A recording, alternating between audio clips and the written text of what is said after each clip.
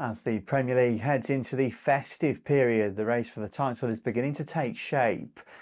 Arsenal and Chelsea are establishing themselves as genuine contenders, with both sides showing consistency, tactical clarity and firepower to challenge at the summit. The Gunners continue to impress with a balance of youth and experience, while Chelsea's blend of emerging stars and disciplined leadership under Enzo Maresca has given them the capacity to compete on multiple fronts. Well, I think we are all there, and they are there because they fully deserve what they are, what they have done in the last few years. I think the squad that they assembled, the numbers that they have, the amount of quality, the manager and the coaching staff that they have, it makes sense that what is happening there is very, very positive, and they deserve to be there. So after beating the Spurs at home, then we had to make the statements again by Munich. We've done that, and now we have to go to the next one. That's where we are. We knew the importance of the week. Not only that, what is coming afterwards, after 3 days, is going to be exactly the same. Nothing is going to change, but we are super motivated for the game.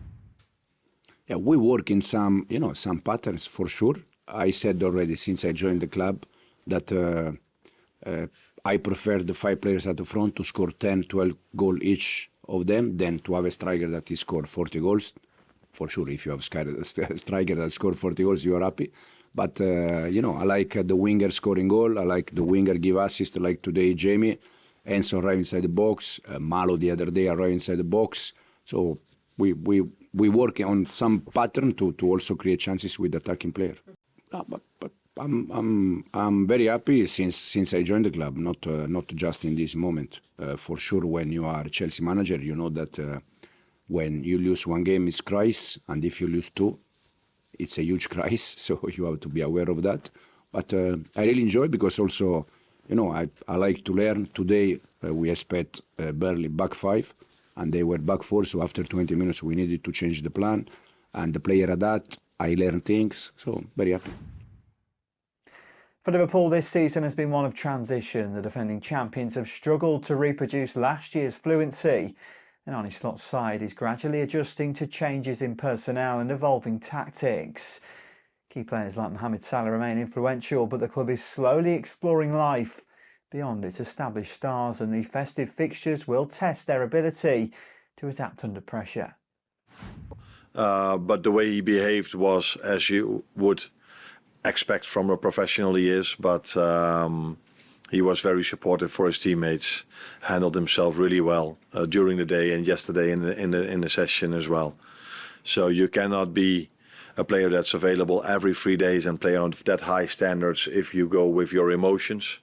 But for Mo, he's so disciplined, knows what to do to stay fit, and no matter if he plays well, doesn't play well, if he plays or if he doesn't play, he will always be that top professional, and that's what he was in the last 2 days. Meanwhile, Manchester City continue their measured approach under Pep Guardiola. City are not relying on flash results, but steadily accumulating points, blending experience and talent to maintain momentum. Their methodical style may not capture headlines in the same way as the Arsenal and Chelsea surge, but it underscores a tried and tested path to staying in the hunt deep into the season. Player more inside, but I like Phil in central positions. But he can play as a winger. But for me, as a winger, Savio and Jeremy's and even Oscars, and I'd have attributes, because the other 3 don't have the sense of goal. And if we lack a little bit the sense of goal, I had to bring people close early. Omar is the case, or in that position. I like the players arrive and have the feeling that they can score. The big teams score many players. If just Erling is the guy who scores goals, we will struggle. As we head towards the new year, fans can expect drama, momentum, swings and potential shifts in the title race. With consistency, key injuries, form and tactical evolution all playing a role, the Premier League remains as unpredictable and compelling as ever, setting the stage for a gripping run to the new year.